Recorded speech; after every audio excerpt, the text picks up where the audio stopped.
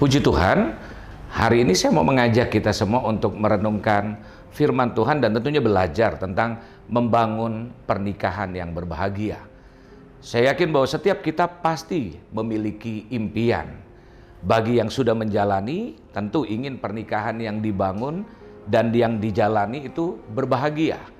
Bagi yang baru merencanakan pernikahan, tentu dengan segala serba-serbinya mempersiapkan gedung, ada yang namanya pembinaan, semuanya secara detail dipersiapkan supaya apa?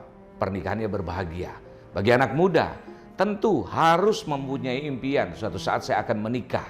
Dan pernikahan apa yang diimpikan? Tentu pernikahan yang berbahagia, jatuh cinta aja udah senang. Makanya kan ada lagu, jatuh cinta berjuta rasanya. Lanjutnya saya sudah tidak ingat. Tetapi intinya rasa jatuh cinta aja sudah menyenangkan. Dulu waktu zamannya saya lihat atap rumahnya aja udah senang. Pinjam bukunya, lihat tulisan sudah menyenangkan. Apalagi kalau memasuki pernikahan.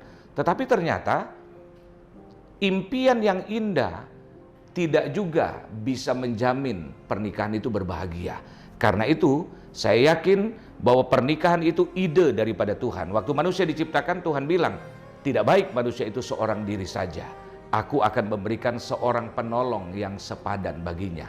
Berarti kalau Tuhan punya ide, dia punya rancangan, tidak mungkin rancangan dan ide Tuhan itu untuk kejahatan. Sehingga kalau ada orang yang tidak berbahagia dalam pernikahannya, pasti yang menjadi masalah adalah kita sendiri. Karena itu kita buka Alkitab dari Yohanes pasal yang kedua ayat 1-11. Pada hari ketiga ada perkawinan di Kana yang di Galilea dan ibu Yesus ada di situ. Yesus dan murid-muridnya diundang juga ke perkawinan itu. Ketika mereka kekurangan anggur, ibu Yesus berkata kepadanya, mereka kehabisan anggur.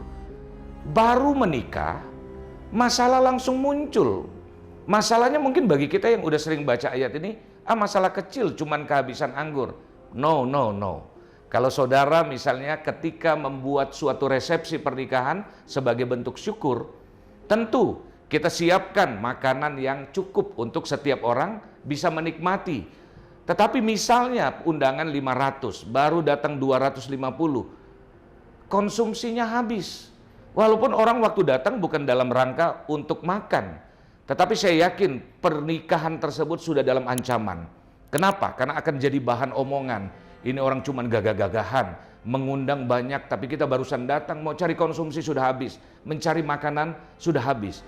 Nah, ini menunjukkan bahwa dalam pernikahan dibangun dengan bagus sekalipun, tetap ada potensi, ada masalah.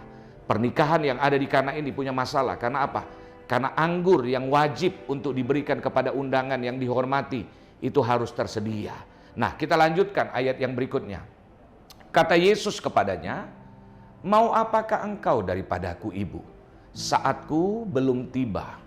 Tetapi ibu Yesus berkata kepada pelayan-pelayan, apa yang dikatakan kepadamu, buatlah itu.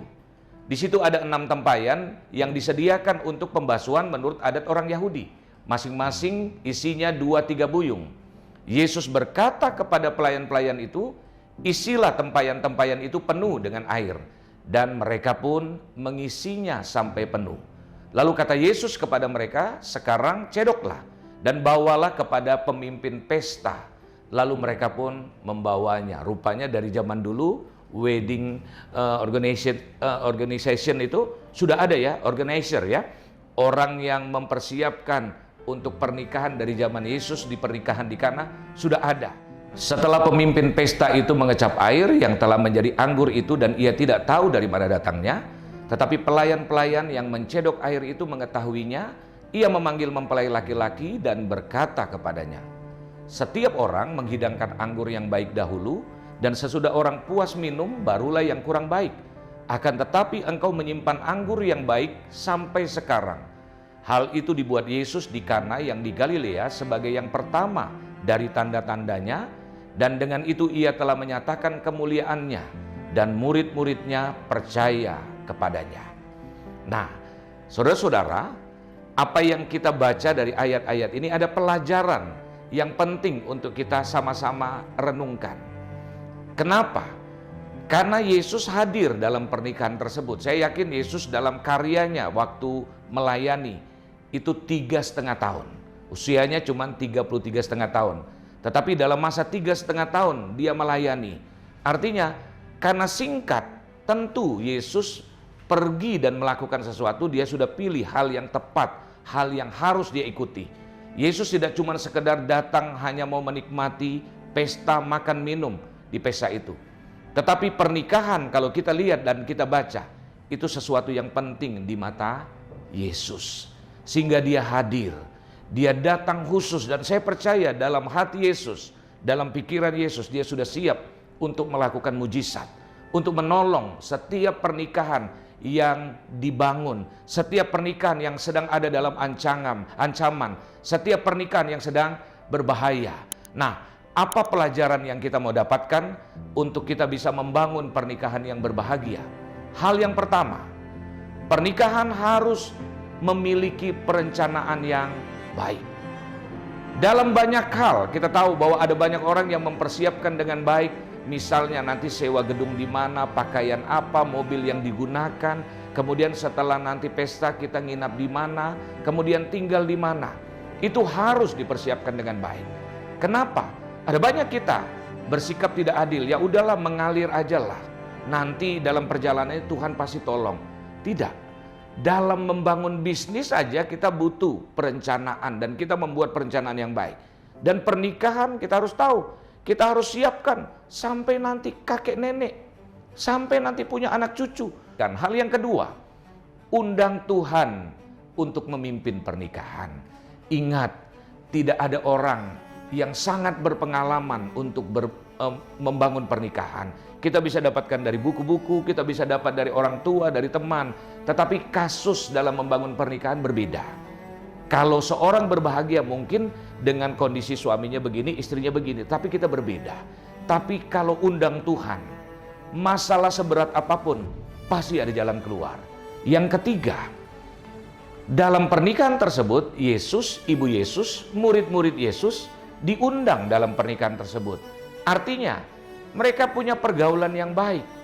Kalau misalnya kita menikah, banggalah tentunya kita misalnya Bapak Presiden Joko Widodo datang, Bapak Kapolri, Bapak Panglima TNI, banyak pengusaha datang. Ya adalah kebanggaan kita punya rekan-rekan yang baik.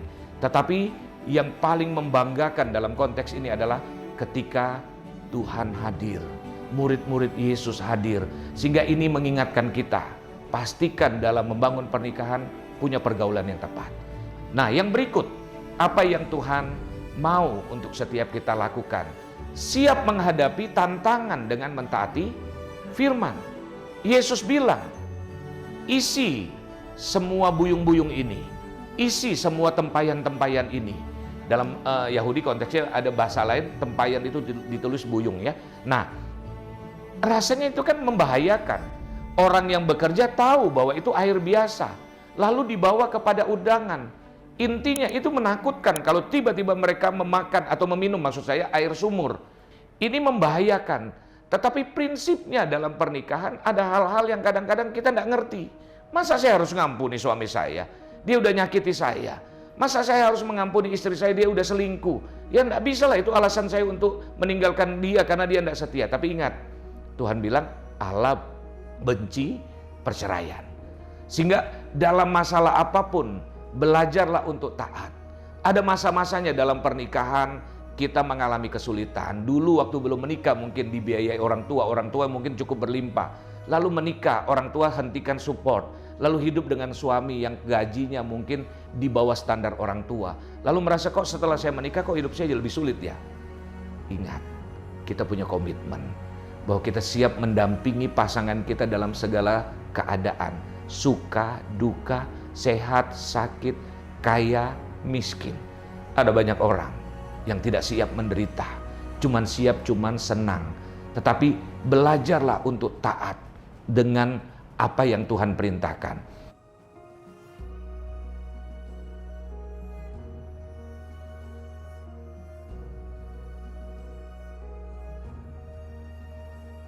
Puji Tuhan, doa saya Tuhan Yesus memberkati. Haleluya. Jangan lupa like, comment, subscribe, dan share. Sampai jumpa lagi di Glow Pastoral Digital Channel. Tuhan Yesus berkati. Yes. Buat kalian yang belum punya tempat ibadah tetap, yuk datang ke tempat ibadah kami di Glow Tamres, Glow Gading Marina, Glow BSD, Glow Dyna Plus, dan Glow Depok. Tuhan Yesus memberkati kalian semua. Amin.